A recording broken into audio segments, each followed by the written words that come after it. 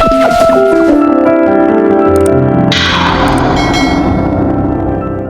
जी, good morning. तुम आज इतने सही कैसे? इतने सही कैसे तुम लोग आज? पेपर चल रहे हैं क्या?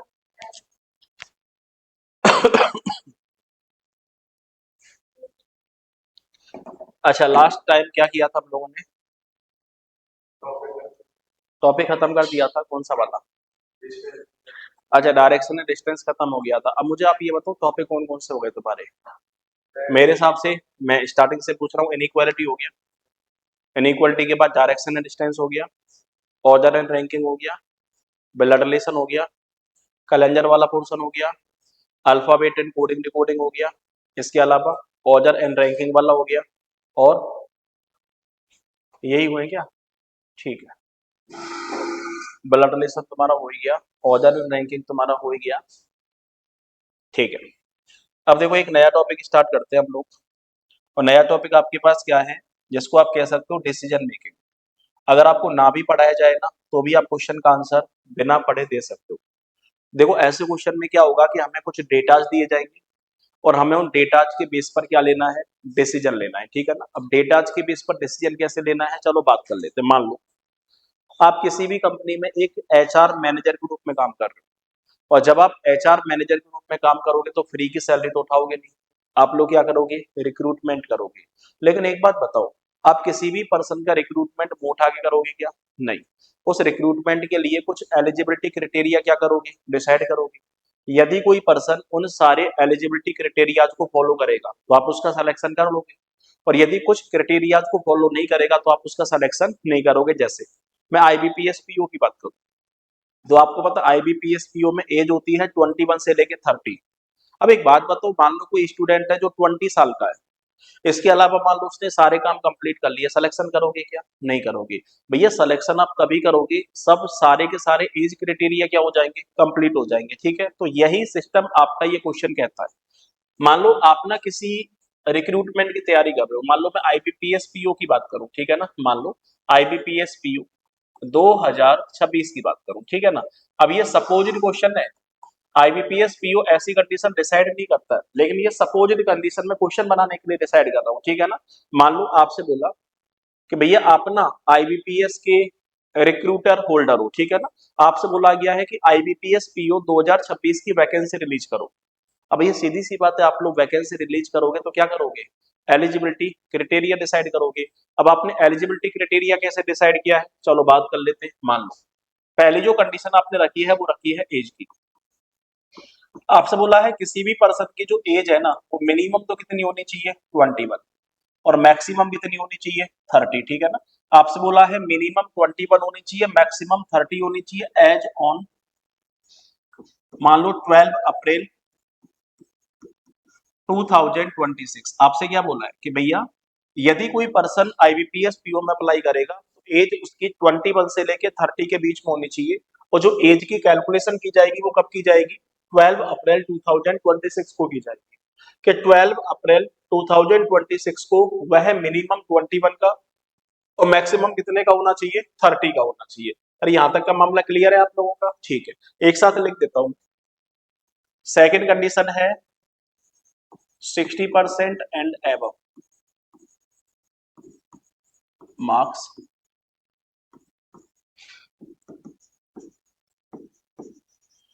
In graduation.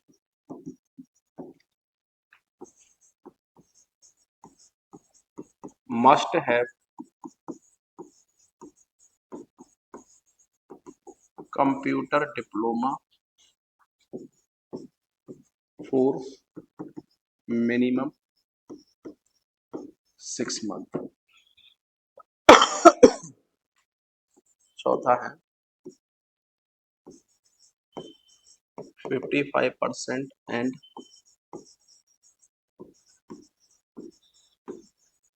एवं मार्क्स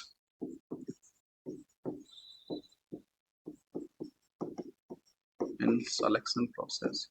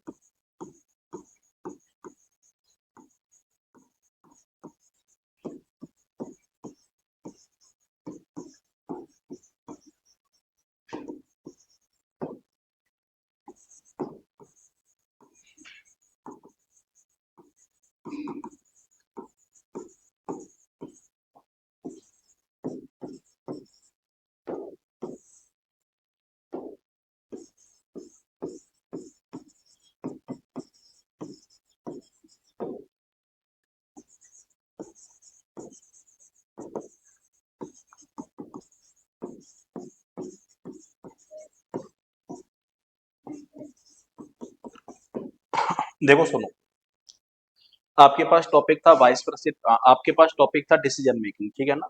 अब मैंने बोला था डिसीजन मेकिंग में क्या होगा कि आपको कुछ डेटाज दिए जाएंगे, आपको डेटाज के बेस पर क्या लेना है, डिसीजन लेना है, ठीक है ना? अब डेटाज के बेस पर डिसीजन कैसे लेना है, मान लो यहाँ पे आपके पास एक क्वेश्चन दिया है, एक बार मैं पूरा क्वेश्चन बोलूंगा, उसके बाद फिर कंडीशंस को स्टार्ट करने की कोशिश करेंगे अपन लोग, ठीक है ना। मान लो आपको जिम्मेदारी दी गई है आईबीपीएस पीओ का रिक्रूटमेंट निकालने की। मैंने आपसे बोला था कि एज एन एचआर मैनेजर जब आप किसी भी कंपनी में काम करोगे तो आप लोग क्या निकालोगे, रिक्रूटमेंट्स निकालोगे। और रिक्रूटमेंट्स जब आप निकालोगे तो कुछ ना कुछ एलिजिबिलिटी क्राइटेरिया क्या करोगे, डिसाइड करोगे। अरे समझ रहे हो मैं क्या कहना चाह रहा हूँ, ठीक है। मुंह उठा के हम किसी का सिलेक्शन नहीं करेंगे।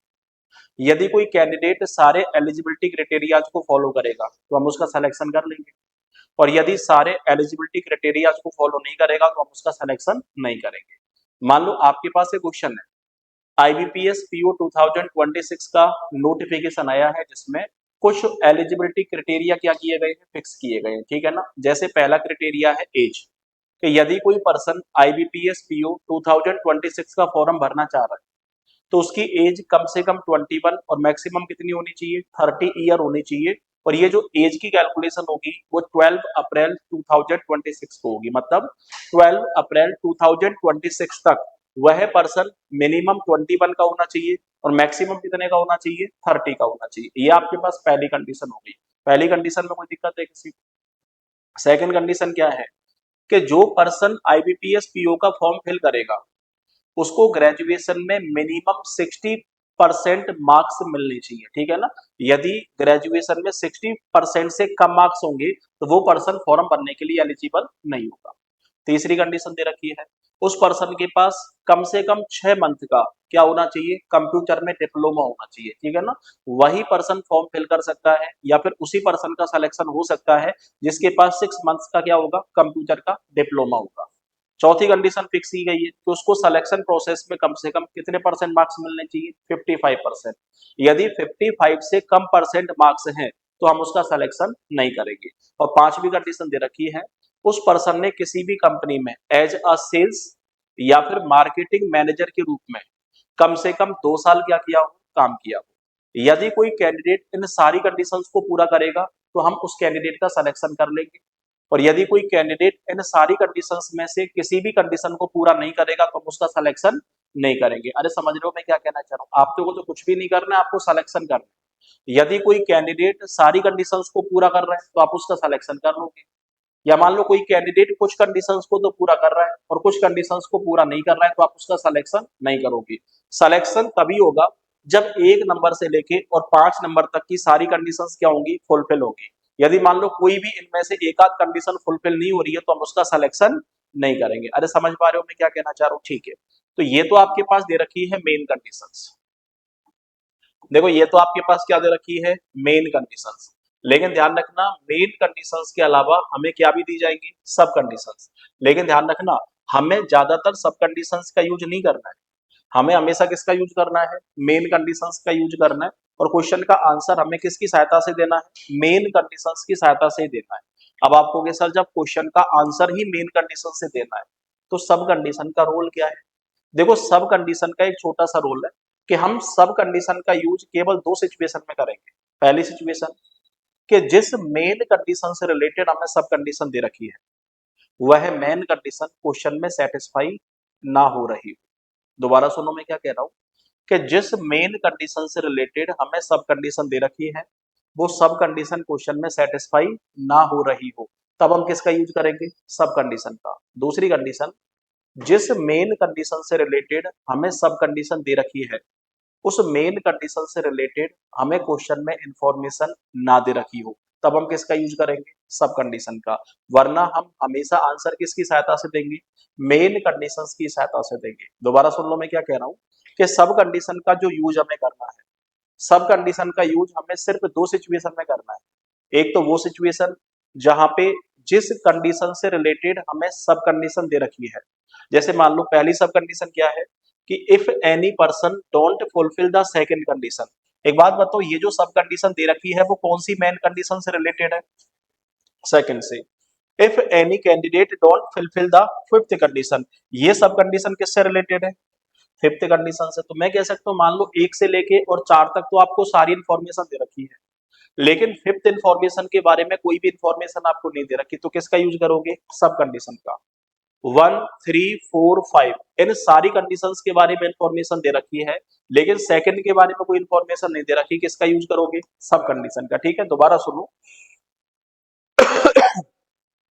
जिस मेन कंडीशन से रिलेटेड हमें सब कंडीशन दे रखी है, या तो उसके बारे में कोई इंफॉर्मेशन ना दे रखी हो, तब हम सब कंडीशन का यूज करेंगे, या फिर वो मेन कंडीशन क्वेश्चन में फॉलो ना हो रही हो, सेटिस्फाई ना हो रही हो, तब हम किसका यूज करेंगे? सब कंडीशन का। वरना क्वेश्चन का आंसर हमें किसकी सहायता से देना है? मेन कंडीशंस की सहायता से देना है। अरे समझ पा रहे हो मैं क्या कहना चाह रहा हूँ? ठीक है, अब हमारे पास सब कंडीशन क्या है वो सुनो। पहली सब कंडीशन हमारे पास है, if any person don't fulfil the second condition. यदि कोई पर्सन सेकंड कंडीशन को फुलफिल नहीं कर रहा है, इसके अलावा वो सारी कंडीशन को फुलफिल कर रहा है। समझ रहे हो मैं क्या कहना चाह रहा हूँ? आपके पास कंडीशन क्या, मैंने लिखा नहीं है, बस मैंने बोल दिया है कि यदि कोई पर्सन सेकंड कंडीशन को फॉलो नहीं कर रहा है, लेकिन सेकंड कंडीशन के अलावा वो पर्सन सारी की सारी कंडीशंस को फॉलो कर रहा है। तो भैया एक बात बताओ, यदि कोई पर्सन सेकंड कंडीशन को फॉलो नहीं कर रहा, लेकिन इसके अलावा सारी की सारी कंडीशंस को क्या कर रहा है? फॉलो कर रहा है, तो आगे क्या दिया है? But he had done his post graduation with at least 60% marks and secured minimum 55% marks in graduation, then his matter will be sent to vice president। अब आप ये देखो, सेकंड कंडीशन किससे रिलेटेड है? ग्रेजुएशन में 60%। मतलब मैं आपसे ये कह सकता हूं कि यदि कोई कैंडिडेट फर्स्ट कंडीशन को पूरा कर रहा है, थर्ड कंडीशन को पूरा कर रहा है, फोर्थ को पूरा कर रहा है, फिफ्थ को पूरा कर रहा है, लेकिन उसके ग्रेजुएशन में 60% मार्क्स नहीं है, तो हम क्या करेंगे? यदि कोई कैंडिडेट सारी कंडीशंस को पूरा कर रहा है सिवाय किसके? सेकंड कंडीशन के, लेकिन उसने अपनी पोस्ट ग्रेजुएशन एटलीस्ट 60% मार्क्स के साथ कंप्लीट कर रखी है, और साथ में उसने अपनी ग्रेजुएशन 55% मार्क्स के साथ कंप्लीट कर रखी है, तो हम उसको डायरेक्टली रिजेक्ट नहीं करेंगे। हम उसका मामला रिव्यू के लिए भेजेंगे, और रिव्यू के लिए किसके पास जाएगा? वाइस प्रेसिडेंट के पास जाएगा। इसका डिसीजन हम नहीं लेंगे, इसका डिसीजन कौन लेगा? तो वाइस प्रेसिडेंट लेगा, किसका सिलेक्शन करना है या फिर नहीं करना है। दोबारा सुनो मैं क्या कह रहा हूँ, कि यदि कोई कैंडिडेट सारी कंडीशंस को पूरा कर रहा है, लेकिन उसके ग्रेजुएशन में 60% मार्क्स नहीं, लेकिन उसने क्या कर रखी है? पोस्ट ग्रेजुएशन कर रखी है, और पोस्ट ग्रेजुएशन कम से कम कितने मार्क्स के साथ कर रखी है? 60 मार्क्स के साथ कर रखी है, और साथ में उसने क्या कर रखी है? ग्रेजुएशन कम से कम 55% मार्क्स के साथ कर रखी है, तो हम उसको डायरेक्टली फेल नहीं करेंगे। हम उसका मामला रिव्यू के लिए किसके पास भेजेंगे? वाइस प्रेसिडेंट के पास। इसका डिसीजन कौन लेगा भैया? वाइस प्रेसिडेंट लेगा।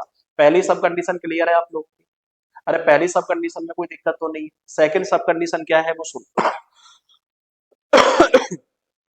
If any candidate don't fulfil the fifth condition. यदि कोई कैंडिडेट पांचवी कंडीशन को पूरा नहीं कर रहा है, लेकिन इसके अलावा वो सारी कंडीशंस को पूरा कर रहा है, लेकिन उसने किसी कंपनी में एज अ सेल्स या मार्केटिंग एग्जीक्यूटिव कम से कम कितने साल काम किया है? 5 साल काम किया है, तो उसका मामला भी हम लोग विचार के लिए किसके पास भेजेंगे? वाइस प्रेसिडेंट के पास भेजेंगे। इसका जो डिसीजन है वो भी कौन लेगा? वाइस प्रेसिडेंट लेगा। ठीक है ना? सॉरी, यहाँ पे भी वाइस प्रेसिडेंट ही लिख दिया क्या? यहाँ पे कर लेते हैं जीएम, जनरल मैनेजर। ठीक है ना? इसका डिसीजन कौन लेगा? जनरल मैनेजर लेगा। अब सुनो भैया, आपके पास कंडीशन क्या है?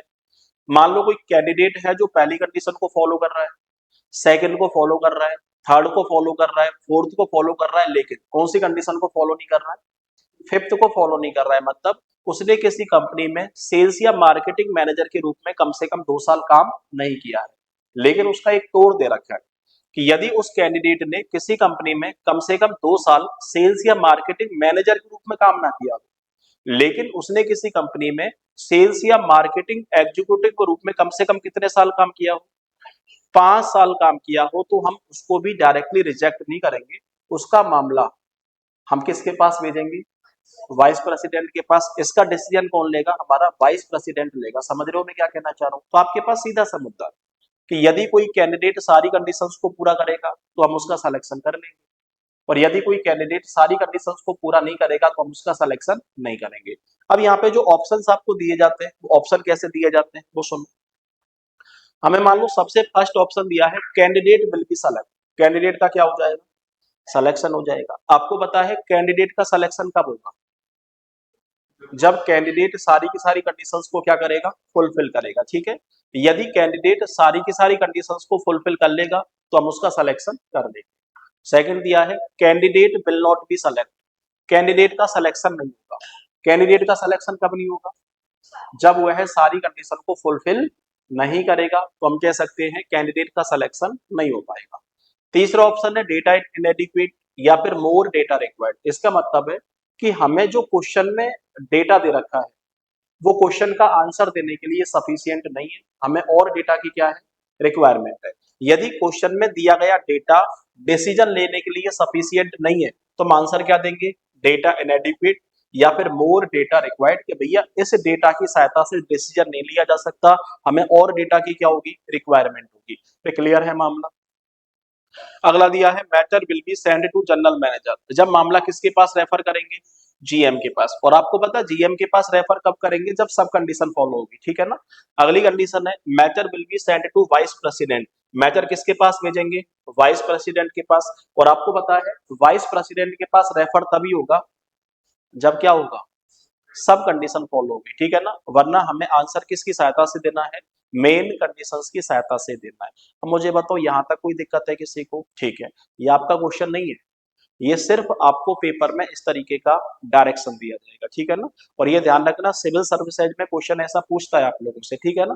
बैंक में तो आजकल पूछना बंद कर दिया है, लेकिन जो भी सिविल सर्विसेज की तैयारी कर रहे हैं इस तरीके का डिसीजन मेकिंग का क्वेश्चन आप लोगों से पूछ लिया जाता है। अब सुनो ध्यान से, ये तो आपके पास क्या हो गया, एक डेटा हो गया, ठीक है ना। ये आपको डायरेक्शन के फॉर्मेट में देगा, और डायरेक्शन के फॉर्मेट में ये सारी की सारी इंफॉर्मेशन आपको दी जाएंगी, और आपको क्या करना है, इन सारी की सारी इंफॉर्मेशन को पढ़ के बिल्कुल शॉर्ट नोट के रूप में लिख लेना है। देखो शॉर्ट नोट के रूप में कैसे लिखना है, चलो आपके पास टोटल कितनी कंडीशन दे रखी है, 5। ये आपके पास मान लो फर्स्ट कंडीशन है, ये सेकंड कंडीशन, ये थर्ड हो गई, ये फोर्थ हो गई, और ये फिफ्थ हो गई, ये फर्स्ट सब कंडीशन हो गई, और ये सेकंड सब कंडीशन हो गई, ठीक है ना। अब एक बात बताओ, फर्स्ट कंडीशन किससे रिलेटेड है, एज से। और एज कितने से कितने के बीच में, 21 से लेके और 30 के बीच में, ठीक है ना। और कब कैलकुलेशन करनी है, 12 अप्रैल 2026 को, ठीक है ना। जो एज है वो 21 से लेके 30 के बीच में होनी चाहिए। एज की कैलकुलेशन कब करोगे, 12 अप्रैल 2026। सेकेंड कंडीशन किससे रिलेटेड है, ग्रेजुएशन में 60%। तो मैं कह सकता हूं 60% मार्क्स इन किसमें, बिल्कुल शॉर्ट में लिखने हैं आप लोगों को, ठीक है ना। 60% मार्क्स किसमें चाहिए, ग्रेजुएशन में।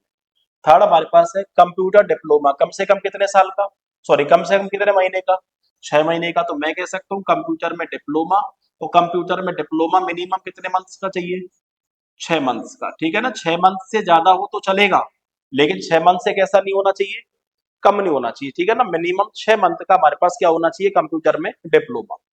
अगला दिया है 50% मार्क्स इन सिलेक्शन प्रोसेस। तो मैं कह सकता हूँ सिलेक्शन प्रोसेस में कितने परसेंट मार्क्स होने चाहिए, 50% या फिर उससे ज्यादा। तो लास्ट कंडीशन है किसी कंपनी में सेल्स या मार्केटिंग मैनेजर के रूप में, सेल्स मैनेजर या फिर मार्केटिंग मैनेजर के रूप में कम से कम कितने साल काम किया हो, 2 साल काम किया हो, ठीक है ना। मिनिमम 2 साल काम किया हो, मैक्सिमम कितना किया है वो तो उसके ऊपर डिपेंड करेगा, लेकिन मिनिमम हमारे पास कितना है, 2 साल है। ये तो आपने शॉर्ट में क्या लिख ली, अपनी मेन कंडीशंस लिख ली। मेन कंडीशन कैसे लिखी समझ में आ गया तुम्हारी, ठीक है। अब लिखनी है सब condition. If any person don't fulfil the second condition, यदि कोई पर्सन कौन सी कंडीशन को फुलफिल नहीं कर रहा है, सेकंड को। आपको पता है सेकंड कंडीशन किससे रिलेटेड है, ग्रेजुएशन में 60%। मतलब यदि किसी कैंडिडेट के ग्रेजुएशन में 60% मार्क्स नहीं, लेकिन उसने क्या कर रखी है, पीजी, और पीजी कितने परसेंट मार्क्स के साथ कर रखी है, 60% या फिर उससे ज्यादा, और साथ में क्या कर रखी है, ग्रेजुएशन। और ग्रेजुएशन कितने परसेंट के पास, 55 या फिर उससे ज्यादा, तो उसका मामला किसके पास भेजेंगे, जीएम के पास। अरे ठीक है यहाँ तक का मामला। और अगली कंडीशन है यदि कोई कैंडिडेट फिफ्थ कंडीशन को पूरा नहीं कर रहा है, लेकिन उसने क्या कर रखा है, सेल्स एग्जीक्यूटिव या फिर मार्केटिंग एग्जीक्यूटिव के रूप में कम से कम कितने साल काम किया है, 5 साल काम किया है, तो उसका मामला किसके पास भेजेंगे, वाइस प्रेसिडेंट के पास भेजेंगे, ठीक है ना।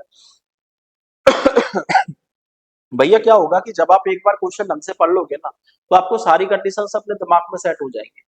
लेकिन आपको पता है जब आप एक एक केस को स्टडी करोगे तो आपको सब कंडीशन दोबारा से पढ़नी पड़ेंगी, और जब सारी की सारी कंडीशन दोबारा से पढ़ोगे तो टाइम कैसा लगेगा, ज्यादा। इसलिए आप क्या करोगे, इन कंडीशंस को शॉर्ट में लिख लोगे, कोई ज्यादा हैवी क्वेश्चन आपके पास नहीं आएगा।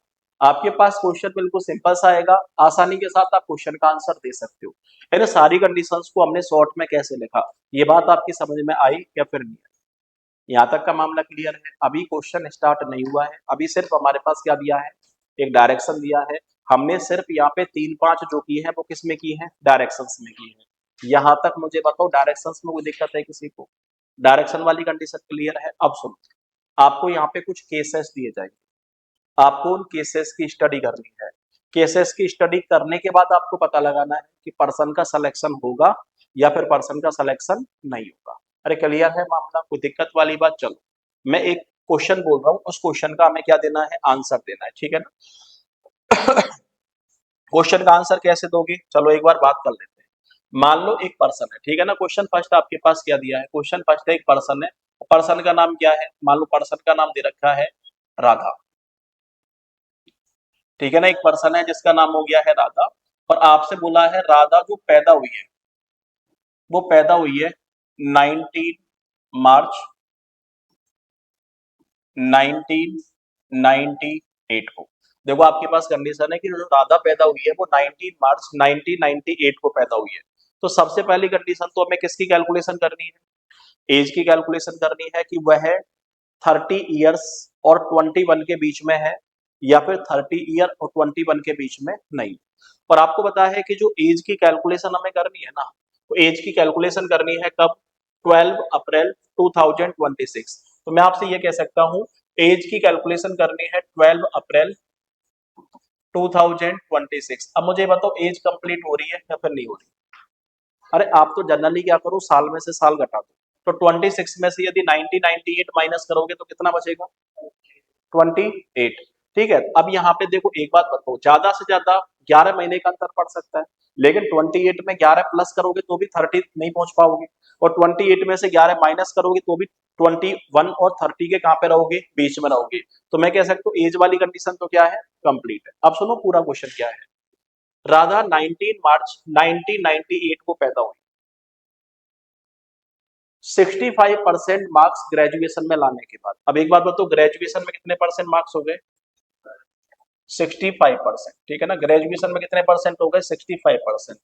एक कंपनी में सेल्स मैनेजर के रूप में पिछले 3 साल से क्या कर रही है, काम कर रही है। देखो आपके पास क्वेश्चन क्या है, आपके पास क्वेश्चन है राधा 19 मार्च 1998 को पैदा हुई, ग्रेजुएशन में 65% मार्क्स प्राप्त करने के बाद वह एक कंपनी में पिछले 3 सालों से सेल्स मैनेजर के रूप में काम कर रही है। यहां तक का मामला क्लियर है, ठीक है। कंप्यूटर में 2 साल का डिप्लोमा करने के बाद, एक बार बताओ कंप्यूटर डिप्लोमा कितने साल का है, 2 साल का है, ठीक है। उसको सिलेक्शन प्रोसेस में 65% मार्क्स मिले हैं। हाँ जी, सिलेक्शन प्रोसेस में कितने परसेंट मार्क्स मिले हैं, 65% मार्क्स मिले हैं, ठीक है ना। अब एक बात बताओ हमारे पास कंडीशन क्या थी, राधा की एज क्या हो गई, कंप्लीट हो गई। देखो आपके पास अब कैसे करोगे, एक कंडीशन, दो कंडीशन, तीन कंडीशन, चार कंडीशन, पांच कंडीशन, फर्स्ट कंडीशन और सेकंड। अब आपको पता है फर्स्ट कंडीशन किससे रिलेटेड है, तुम्हारी एज से, तो मैं कह सकता हूँ एज तुम्हारी क्या है, कंप्लीट है। ग्रेजुएशन में कितने परसेंट मार्क्स होने चाहिए, 60%, लेकिन राधा के है कितने, 65%। सेकंड कंडीशन में क्लियर है, पिछले 3 सालों से एक कंपनी में सेल्स मैनेजर के रूप में काम कर रही है। भैया सेल्स मैनेजर के रूप में काम करना कितने साल चाहिए, 2 साल, लेकिन कर कितने सालों से रही है, 3 सालों से। तो मैं कह सकता हूँ भैया ये कंडीशन भी तुम्हारी क्या है, कंप्लीट है। कंप्यूटर में कितने साल का डिप्लोमा चाहिए, 6 महीने का, लेकिन उसके पास कितने साल का है, 2 साल का है। तो कंडीशन फुलफिल मानोगे या फिर नहीं मानोगे, फुलफिल मानोगे। और सिलेक्शन प्रोसेस में कितने परसेंट मार्क्स चाहिए, 55, उसके पास है कितने, 65। तो मैं कह सकता हूँ ये कंडीशन भी क्या हो गई, कंप्लीट। जब 1 से लेके 5 तक की सारी कंडीशन पूरी हो गई तो मैं कह सकता हूँ उस लड़की का क्या कर लिया जाएगा, सिलेक्शन कर लिया जाएगा। तो आंसर क्या जाएगा, सी विल बी सेलेक्ट, वह क्या हो जाएगी, सेलेक्ट हो जाएगी। पहले क्वेश्चन में कोई दिक्कत है किसी को, लेकिन इतना सिंपल सा क्वेश्चन पूछेगा क्या, इतना सिंपल सा क्वेश्चन आप लोगों से नहीं पूछेगा, ठीक है। क्वेश्चन आपसे ऐसा पूछेगा जो सोचने को क्या कर देगा, मजबूर कर देगा आप लोगों को, ठीक है ना। चलो पहला क्वेश्चन क्लियर है, सबसे पहले तो छोटे छोटे क्वेश्चन करते हैं, उसके बाद फिर कंफ्यूजन भरे क्वेश्चन बोलूंगा। पहली कंडीशन क्लियर है आप लोगों की, अब मैं बोलता चलूंगा, आप लोग मुझे बताते चलोगे कंडीशन कंप्लीट है या फिर कंडीशन कंप्लीट नहीं। मान लो एक लड़की है जिसका नाम है पूजा, ठीक है ना। आपसे बोला है पूजा जो पैदा हुई है वो मान लो 19 अक्टूबर 1999 को पैदा हुई है। अब एक बात बताओ, पूजा की जो एज है वो कैलकुलेशन करनी है। तो एक बात बताओ, जो पूजा पैदा हुई है वो कब पैदा हुई है? 19 अक्टूबर 1998। अब आपको पता है कि जो मिनिमम है वो कितने साल की होनी चाहिए? 21। और मैक्सिमम कितने की होनी चाहिए? 30 की। लेकिन जो एज की कैलकुलेशन करनी है वो कब करनी है? 12 अप्रैल और 2026। अब एक बात बताओ, 2026 में से यदि 98 माइनस करोगे तो हमारे पास कितना बचेगा? 27। और 27 में 11 महीने ऊपर नीचे करोगे तो भी एज या तो 28 या फिर 26 के आसपास आएगी। तो एज कंप्लीट है या फिर नहीं? एज आपकी क्या है? कंप्लीट है। तो ये लो, एज क्या हो गई तुम्हारी? कंप्लीट हो गई। लेकिन इस क्वेश्चन को थोड़ा सा और घुमाते हैं हम लोग, ठीक है ना। यहाँ पे 2000 सॉरी 1998 की बजाय 1996 करते हैं, ठीक है ना। अब एक बात बताओ, आपके पास कंडीशन है एज की कैलकुलेशन करनी कब है? 2026 को। और सीधी सी बात है, हमें दे कितनी रखी है? 1996। तो मैं कह सकता हूं 2026 में से 1996 क्या करनी है? माइनस कितनी हो जाएगी? 13 हो जाएगी, ठीक है ना। तो मैं कह सकता हूँ 12 अप्रैल 2026 को वह लगभग 30 साल की हो जाएगी। लेकिन वो पैदा कब हुई है? 19 अक्टूबर को। मतलब 12 के बाद में या 12 से पहले? बाद में। अब हमारे दिमाग में कंफ्यूजन क्रिएट हो गया कि उसकी एज कंप्लीट होगी या फिर एज कंप्लीट नहीं होगी। तो हमें क्या करनी पड़ेगी? एज की कैलकुलेशन करनी पड़ेगी। एज की कैलकुलेशन करने के लिए मैंने आपको कैलेंडर करवाया था, ठीक है ना। कैलेंडर में इस पैटर्न का क्वेश्चन मैंने करवाया था कि मान लो कोई पर्सन है जो 19 अक्टूबर 1996 को पैदा हुआ है, वह 12 अप्रैल 2026 को कितने साल का हो जाएगा, कितने दिन का हो जाएगा और कितने महीने का हो जाएगा। ऐसा क्वेश्चन मैंने करवाया था, याद हो तो आप लोगों को। तो मैंने कहा था कि ऐसे क्वेश्चन में तीन चीजें हमेशा चलती है। एक तो चलती है डेट, डेट के बाद आपके पास मंथ, और मंथ के बाद आपके पास क्या है? ईयर, ठीक है ना। सबसे पहले बड़ी वाली साल की डेट लिखते हैं। तो बड़ी वाली साल है आपके पास 12। अप्रैल वाला महीना कौन से नंबर का है? 4th नंबर का। ईयर हमारे पास कितनी है? 2026। कुछ नहीं करना, डेट के नीचे डेट लिखो, मंथ के नीचे मंथ, और ईयर के नीचे क्या लिखनी है? ईयर। तो हमारे पास डेट कितनी है? 19। मंथ हमारे पास कौन सा है? अक्टूबर। अक्टूबर का मतलब कौन सा? 10th नंबर का। और हमारे पास ईयर कितनी दे रखी है? 1996। बड़ी में से छोटी को क्या करना है? माइनस। 2026 में से 1996 माइनस करोगे तो कितना हो जाएगा? 30। अरे 2026 में से 1996 माइनस करोगे तो कितना हो जाएगा? 30। लेकिन यहाँ पे दिया है 4 और यहाँ पे क्या दिया है? 10। क्या 4 में से 10 माइनस कर पाना पॉसिबल है क्या? नहीं। तो हम यहाँ से 1 साल उधार लेंगे। 1 साल उधार लेने का मतलब है 1 साल होता है 12 महीने के बराबर। तो हम यहाँ से कितने महीने उधार लेंगे? 12 महीने। आपके पास ऑलरेडी है कितने महीने? 4 महीने। आपने 12 महीने और उधार ले ली तो आपके पास कितने महीने हो गए? 16 महीने हो गए, ठीक है ना। और 16 महीने में से कितने महीने माइनस करने हैं?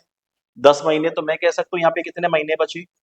6 महीने। अरे 6 महीने कैसे बचे? समझ में आ गया। मेरे पास 10 रुपए थे, जिसमें से 5 रुपए हनीसा ने ले लिए, तो मेरे पास कितने रुपए बचे?